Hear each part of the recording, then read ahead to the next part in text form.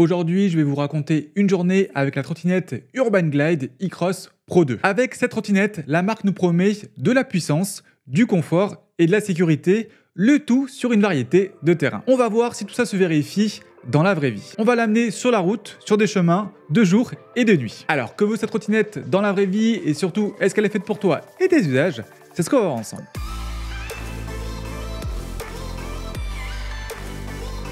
Petit point de transparence, la vidéo a été faite en collaboration avec la marque. Merci à eux pour le soutien et merci de m'avoir laissé faire la vidéo que je voulais.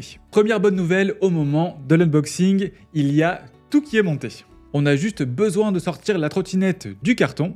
Enfin, attention à cette étape, parce que oui, elle est très bien protégée, mais surtout, qui dit trottinette solide, puissante et autonome, dit aussi poids conséquent, ça fait quand même 23 kg. Bref, dans le carton, on aura aussi le chargeur 48 volts, quelques outils et un manuel qui est d'ailleurs très bien expliqué et surtout en français, ce qui est assez rare. Pour la mise en route, c'est très simple, il suffit de redresser la potence, de la mettre à la bonne hauteur pour moi, la sécuriser, déplier les poignées rabattables et c'est bon, je peux allumer la trottinette. Allez, faisons maintenant un tour du produit. Dites-moi d'ailleurs si vous êtes d'accord avec moi en commentaire, mais je trouve qu'on a une impression de robustesse qui se dégage de cette Urban Glide e-Cross Pro 2. J'ai hâte de l'amener d'ailleurs sur les chemins de campagne pour tester ça. Au niveau des roues, on a des pneus tubeless de 10 pouces, sans chambre à air donc, ce qui limite le risque de crevaison. Autre point important, c'est la suspension, avec 2 amortisseurs à l'avant et 2 amortisseurs à l'arrière. Ça annonce de très belles choses sur les routes accidentées et les chemins. Niveau freinage, on a un frein à disque à l'avant et un autre à l'arrière. Côté visibilité, c'est carton plein. On a 2 phares avant LED en position basse et ça c'est idéal pour bien voir les aspérités de la route.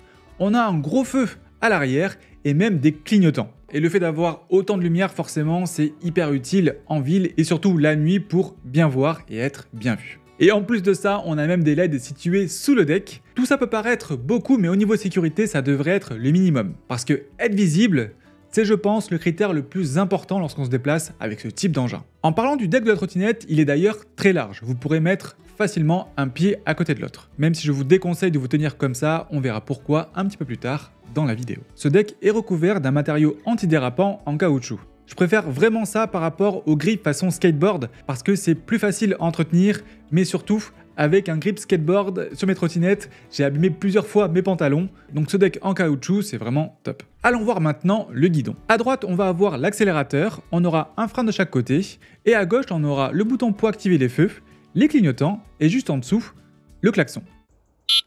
Et comme vous avez pu l'entendre, c'est pas juste une petite sonnette, il fait vraiment du bruit. Le guidon est assez large, on aura juste ici un petit emplacement pour pouvoir mettre un support de smartphone, mais il faudra faire attention au modèle qu'on choisit parce qu'une grande partie de la place est prise par ces sécurités qui permettent de pouvoir replier le guidon de la trottinette. Enfin, il faut savoir que cette trottinette n'a pas besoin d'application compagnon. Certes, on a quelques fonctions en moins, mais ça a le mérite de simplifier grandement son utilisation. Au niveau de l'écran, on a 3 boutons. Avec les boutons plus et moins, on va pouvoir choisir entre les 3 modes. Le mode 1 va nous amener jusqu'à 5 km/h, le mode 2 jusqu'à 15 km/h et enfin le mode 3 jusqu'à 25 km/h. La vitesse va s'afficher ici et en bas j'aurai le kilométrage de la trottinette. Allez, c'est parti, on va sur la route. Au premier coup d'accélérateur, on sent le moteur puissant de 600 watts en puissance nominale dans la roue arrière. Alors les 25 km/h sont vraiment super vite atteints, c'est presque frustrant tellement on sent que la trottinette peut aller plus vite. Mais la loi, c'est la loi. Et pour être autorisé sur les routes de France, on est obligé de ne pas dépasser les 25 km/h. À un stop ou à un feu, c'est quand même assez sécurisant je trouve de savoir qu'on va pouvoir démarrer aussi vite. Cette réserve de puissance est aussi particulièrement utile lorsqu'il faut monter une côte. La trottinette est capable de maintenir sa vitesse de 25 km/h, là où bon nombre de concurrentes seraient plutôt aux alentours des 15-20 km/h. Nous voilà maintenant sur une route bien abîmée. Avec les 4 suspensions, c'est du gâteau, pareil pour les dos d'âne, les petits trottoirs ou même bien sûr les pavés. Il faudra juste faire attention bien sûr aux gros trous, on reste sur des roues de 10 pouces. Niveau freinage, ça ne rigole pas. Et c'est pour ça que je vous conseille de plutôt garder un pied devant l'autre et pas un pied côte à côte. Parce que si vous avez besoin de freiner en urgence, en ayant les pieds côte à côte, vous serez beaucoup moins stable. Bref, avec un freinage aussi efficace, on se sent en sécurité et sur la route, c'est quand même super important. Allez, enfin, le moment que j'attendais, on sort des sentiers battus. Sur chemin, elle se débrouille très bien malgré ses pneus relativement lisses. Les amortisseurs font un bon boulot et les vibrations sont bien atténuées. Et je pense que ça se voit sur mon visage, mais je m'amuse beaucoup. C'est vraiment la première trottinette que je teste avec laquelle je me sens en sécurité sur ce genre de chemin. Et c'est aussi clairement la première avec laquelle je me suis autant amusé. Allez, c'est parti pour un petit tour de nuit. Et là, il y a un point sur lequel j'aimerais vraiment revenir parce que c'est hyper important sur une trottinette, c'est le placement des feux. Les avoir aussi bas nous permet de mieux voir les aspérités de la route et donc de mieux identifier les trous ou bosses à éviter. Niveau puissance d'éclairage, comme vous pouvez le voir, c'est vraiment largement suffisant, on y voit très bien et assez loin, ce qui fait que même de nuit, on se sent en sécurité. Et je vous le rappelle aussi, la sécurité, ça passe aussi par être vu.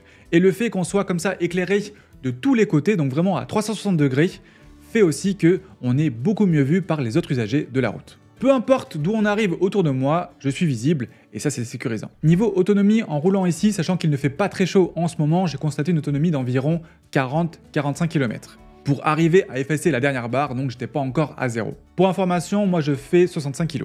Donc forcément, si on est plus lourd, on ira moins loin, si on est moins lourd, on ira plus loin.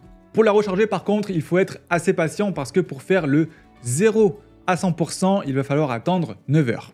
Mais du coup, est-ce que la Urban Glide e-Cross Pro 2 est faite pour toi? Elle sera vraiment parfaite pour toi si tu cherches une trottinette puissante pour les côtes, les démarrages rapides et les terrains un petit peu difficiles.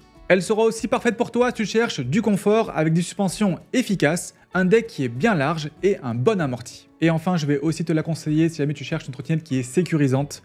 On a une super visibilité à la fois pour moi, mais aussi je suis bien vu, avec des phares de tous les côtés et des clignotants, mais on se sent aussi en sécurité parce que la trottinette est maniable et dispose de freins à disque puissants. Par contre, je vais te la déconseiller si jamais tu cherches une trottinette ultra légère et transportable. Avec ses 23 kg, même si elle se replie et tout ça, ce n'est pas la plus facile à porter dans les transports en commun. Je vais aussi te la déconseiller si jamais tu cherches une trottinette avec plus de 50 km d'autonomie réelle. Et enfin, je vais aussi te la déconseiller si jamais tu cherches un vrai modèle tout-terrain. Pour ça, il faudra avoir des pneus qui seront un petit peu plus cross et je te conseille de viser les modèles double moteur et notamment la gamme 2X2 d'Urban Glide. Pour conclure, je trouve que la Urban Glide e-Cross Pro 2 est une trottinette qui en offre beaucoup pour son prix. Elle se positionne entre le confort urbain et l'aventure sur les chemins, et sur chemin, c'est là où je me suis le plus amusé avec. Et c'est vraiment un produit qui est assez polyvalent au final, parce que voilà, pour la vie de tous les jours, pour faire de la route, c'est très bien, mais si jamais on veut s'amuser un petit peu sur les chemins, c'est possible aussi. Et donc si le produit vous intéresse, je vous mets quelques liens en description et en commentaire épinglés, et si jamais vous voulez l'acheter sur le site de Urban Glide,